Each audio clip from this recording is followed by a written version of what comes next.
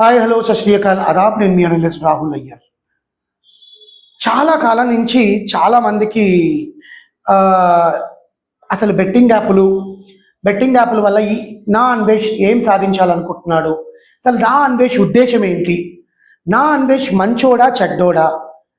ఈ మధ్యకాలంలో ఆయన చేస్తున్న ప్రతి ఇంటర్వ్యూలు కూడా దేవుడి మీద ఒట్టేసి నేను అబద్ధం చెప్పను, బైబిల్ మీద ఒట్టేసి నేను బూతులు మాట్లాడను, దేవుడు వెనకాల పెట్టుకుంటే నాకు బూతులు రావట్లేదు, నోట్లోంచి మాటలు దొరలటం లేదు. కానీ ఇలాంటి వాళ్ళ వల్ల ఎన్ని కుటుంబాలు నాశనం అయ్యాయని చెప్పి ఒక్కొక్క కళాఖండాన్ని ఒక్కొక్క అద్భుతాలని దించుతున్నాడు. అలీగారి విషయంలో నేను కూడా ఒక మాట ఆయన అనడం జరిగిందండి. మీరు చెప్పే కాంటెంట్ ఓకే, వాళ్ళు ఏ విధంగా బెట్టింగ్ యాప్ల్లో డబ్బులు సంపాదిస్తారని జనాలకి మీరు ప్రూవ్ చేయాలనుకుంటున్నారు, మీకు తెలిసిన ఇన్ఫర్మేషన్ మీరు చెప్తున్నారు. కానీ ఆలీ గారిని ప్రొటెస్ట్ చేయడం, అదే ప్రొవోక్ చేయడం, పాకిస్తాన్ తీవ్రవాదం అని చెప్పి వాళ్ళ నాన్నగారు పాకిస్తాన్ వాళ్ళని చెప్పి మీరు మాట్లాడడం చాలా ఇబ్బందికరంగా ఉందని. మీరు చెప్పే కాంటెంట్ బాగుంది. రెండోది, నిన్న మాట్లాడిన దీప్తి సునైనా షణ్ముఖ్ గురించి మాత్రం హ్యాట్స్ ఆఫ్ అండి, చాలా అద్భుతంగా చెప్పారు. వాళ్ళిద్దరి వల్ల ఎంతమంది సర్వనాశనం అయిపోయారో మాకు కూడా తెలుసు. 200 కుటుంబాల ప్రాణాలు తీసుకున్నారు.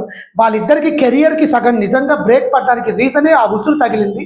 లేకపోతే పీక్ స్టేజ్లో ఉన్న కెరియర్ ఇంతవరకు ఎందుకు వాళ్ళకి సెట్ కాలేదు. ఒకప్పుడు షణ్ముఖ్ జశ్వంత్ అంటే పడి చచ్చే ఆడోళ్ళు ఇప్పుడు వాడంటేనే పడి చచ్చట్లేదు, వాడంటేనే అసహ్యం పుట్టుతుంది. దీప్తి సునైనా బ్రేకప్ తర్వాత ఆ అమ్మాయి ఏదో సాంగ్స్ చేస్తుంది, ఎక్కడో ఉందనుకున్న అమ్మాయి ఆ అమ్మాయి కెరియర్కే ఏమీ లేకుండా పోయింది. అండ్ నెక్స్ట్ శివజ్యోతి అక్క, ఆమె తెలంగాణ తల్లి, తెలుగు తల్లి, నేను ముద్దు బిడ్డని అని చెప్పుకుంటున్న శివజ్యోతి అక్కకి సంవత్సరంలో 10 కోట్లు ఎక్కడి నుంచి వచ్చాయనే దానికి మీరు ప్రూఫ్ చూపించారు.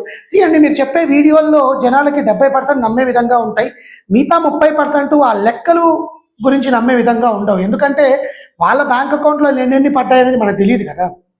మీరు ఒకవేళ అవన్నీ తెలుసుకుంటే మీరు ఆ బెట్టింగ్ యాప్లతో ఇంకా అనుసంధానం అయినారనే అనిపిస్తుంది.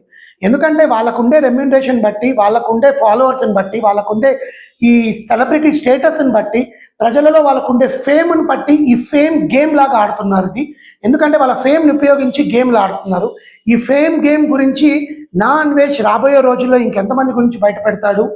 ఆయన ముఖ్య ఉద్దేశం ఏంటంటే ఈ బెట్టింగ్ యాప్ల ప్రక్షాళన చేయాలని అనుకుంటున్నాడు. ఆ ప్రక్షాళనలో ఆయన ఇరుక్కుంటాడా లేదా రేపు మనం మాట్లాడదాం దీని గురించి ఎక్స్క్లూజివ్గా XTVలో. Thank you.